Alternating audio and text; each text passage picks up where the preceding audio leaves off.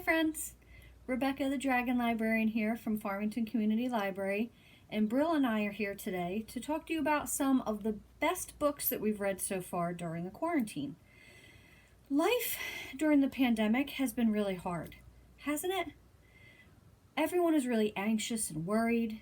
We can't do some of the things that we love to do. We may feel cut off from some of the people that we love. But I think that books and stories can actually really help with this. Rivka Galchand said recently in the New York Times that stories are life-saving.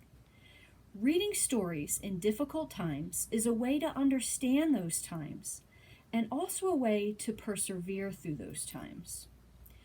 And I have always felt this way about books, but especially during these most troubled times right now. So I'd like to talk about a couple books that I've read that I think are just amazing and that you might like as well. The first book is called The Dragon Warrior, and this is by Katie Zhao. Now, this book is amazing because it reminds me a lot of Rick Riordan's series, but with Chinese mythology, which is really cool. So the story begins with Farron and her brother Alex, and they have to go on this quest to find what's called the Heavenbreaker, which is this legendary warrior that will have this army of dragons to defeat the demons, because demons have overrun where they live in Chinatown. And her brother have to go to all different kinds of Chinatowns. They make all these different friends and allies. It's an amazing story. It's for readers 8 and up. It has adventure, it has mystery, it has all kinds of other fantastical elements, but it's also primarily a story about family and what you would do for family and other people that you may love. So once again, this is called The Dragon Warrior, and that is by Katie Zhao. So the second book I'd like to talk about is called All the Impossible Things, and this is by Lindsay Lackey. This book is also for readers 8 and up. So this is a book about a young girl named Red who can't live with her mother because her mother is unable to take care of her. She has a lot of problems. She's in and out of jail, and Red has to go through different foster families.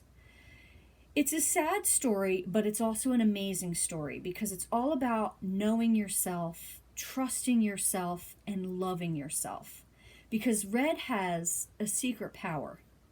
She can actually control the wind. When she gets very emotional, upset, or angry, windstorms happen. So it's about her trying to control her powers and also understanding her powers and coming to terms with that and loving herself. I'd like to read a little excerpt from the very beginning that I think you might really enjoy and might get you hooked on this book. Bumblebees are impossible. They break the rules of physics.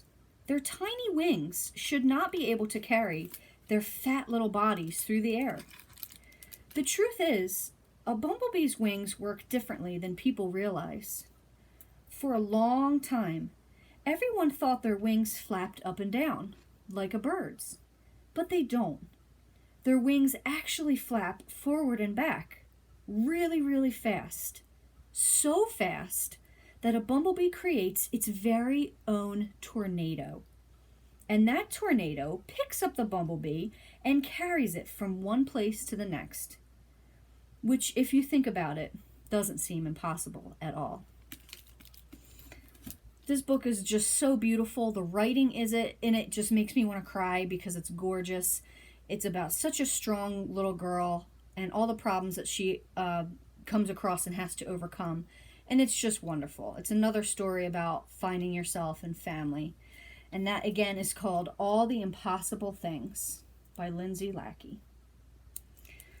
Well, that's about it for today, guys. I hope you like these books. They are available at the Farmington Community Library. If they sound interesting to you, please feel free to put them on hold. Our curbside service is now in working condition, so feel free to put them on hold. We'll give them a call and you can come in and get them. Thanks a lot, guys. Have a great week.